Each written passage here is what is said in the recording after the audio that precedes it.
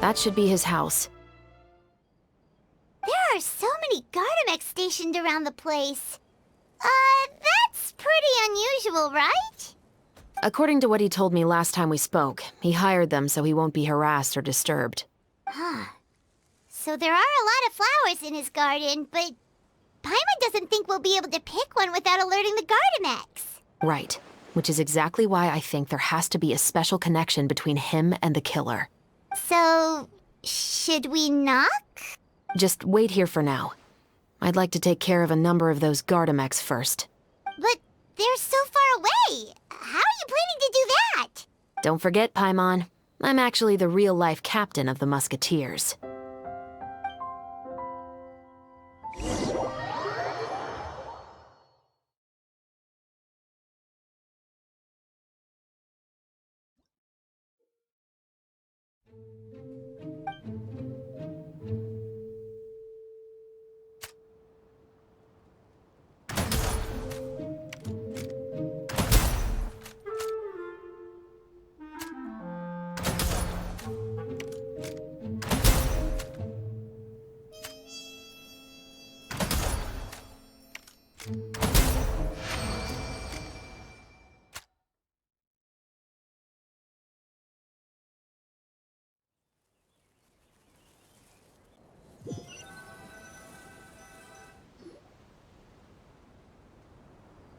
All clear.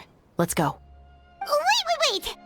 Paimon's a little nervous now that we know he could be the killer. Can we go over our plan of action again? I'll go knock on the door and make sure it's safe inside. Once we're sure that we're in the clear, I'll ask him to come with us for a quick round of questioning at the guard's headquarters. But can't we just arrest him? We still have no evidence that he's the killer, or that he lent the killer any direct aid. Still, it would be appreciated if you could pick a rainbow rose from his garden for me while I'm talking to him.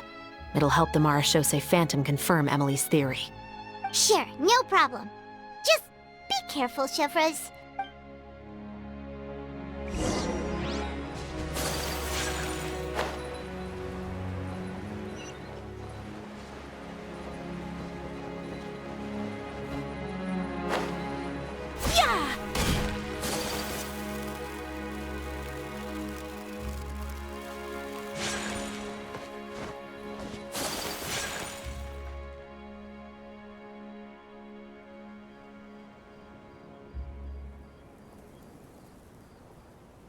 Excuse me, Mr. Baptiste, are you home?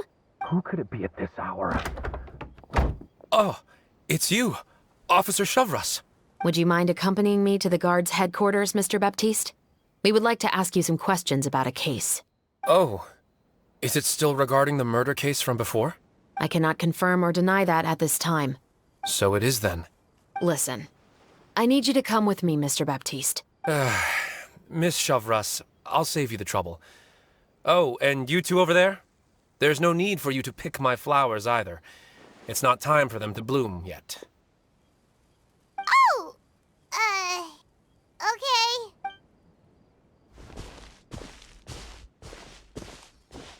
By saving me the trouble, you mean... I will confess. I was the killer.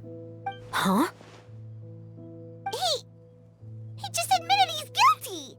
Please relax, everyone. I'm not armed.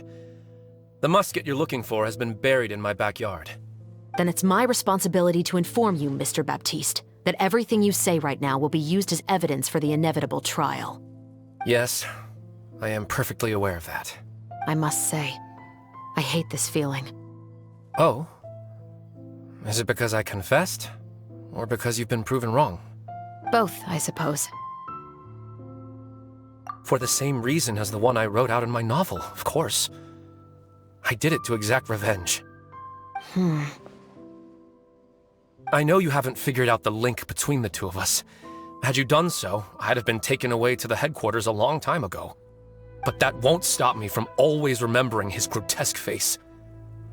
After all, he was the one who killed my mother. Your mother is still healthy and well. You know, I was adopted as a child. I was referring to my birth mother. That was never recorded in the orphanage's records. Please forgive a 6-year-old child for concocting some lies to protect himself after watching his mother die right in front of him. So, your novel, it was like a record of your life? No, of course not. It was a work of fiction with many embellished parts. But I am indeed the illegitimate son of a wealthy and influential man who abused his power to murder my mother. That part was 100% real. But the man you killed didn't have a Mora to his name. He was a hired assassin, an irredeemable beast who sank his fangs into a defenseless woman just for a few bags of Mora. But if that's really the truth, you wouldn't be telling us any of this now. You still haven't managed to take revenge against your father, the true mastermind behind it all. I never thought I'd hear that kind of thing from the captain of the Special Security and Surveillance Patrol. I'm simply skeptical about your motives. It's simple, really. I've grown tired of everything and don't want to shoulder this burden anymore. You may have considered me too soft to pull the trigger. Well, as it turns out, you are exactly right. I've become overwhelmed by the aftermath of the murder. So you're going to call a stop to your revenge, just like that? The true mastermind is too rich and too powerful for me. I've accepted that I will never be able to avenge my mother alone. And so what? The characters in your book never gave up. Now, Officer Shavras, I'm the one who has killed a man, aren't I? Are you trying to convince me to commit another crime? What's your father's name? How do you plan to prove the veracity of all of your claims? Well, I'd like to speak with you privately. Sure. Why don't we speak privately at the guard's headquarters? No, it has to be here. I must ensure that we won't be overheard. Fine. Let's talk here. When I said won't be overheard, I meant by anyone. I would like to speak with you and you alone. Thanks. I appreciate it. Please stay safe, Chevres. All right. Let's hear it. Will you really believe what I'm about to say? Well, that depends on what you're going to tell me. Fair enough. Fair enough. Then listen closely.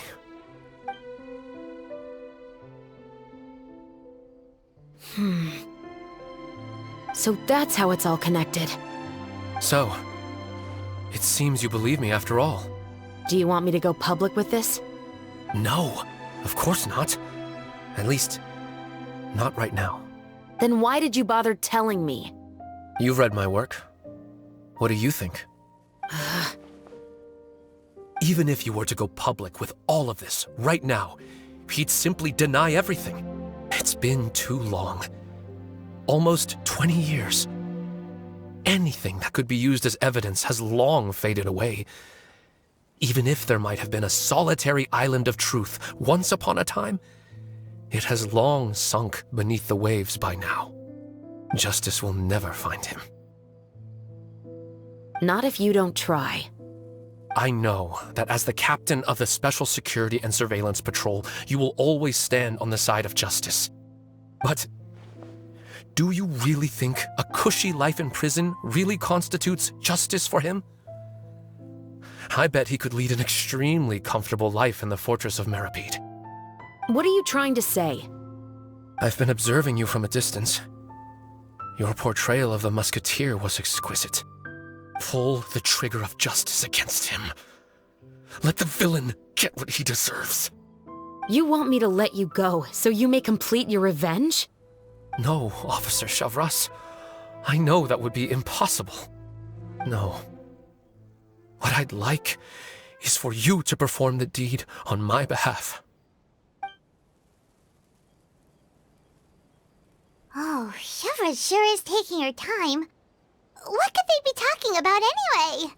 Oh, Paimon's worried. What if he decided to attack her? Oh, you do have a point. Still, do you have any idea who the rich person might be? And why the novelist doesn't want us to hear what he's saying to Chevres? Sorry to keep you waiting, you two. Hey, how did your talk go? I've already sent someone to escort Baptiste back to the headquarters for questioning. He wasn't lying about the musket. It was indeed buried in his backyard. But what about the name? Did he tell you the name of the rich guy? Yes, he did. But for now, I have to return to the Special Patrol. There are still a few loose ends I need to tie up. I'll probably be quite busy over the next few days, so apologies if you don't see me on set. All right, Paimon understands if you can't tell us everything you know. We'll just keep an eye on the Steambird then. Actually, there's still something else I need your help with.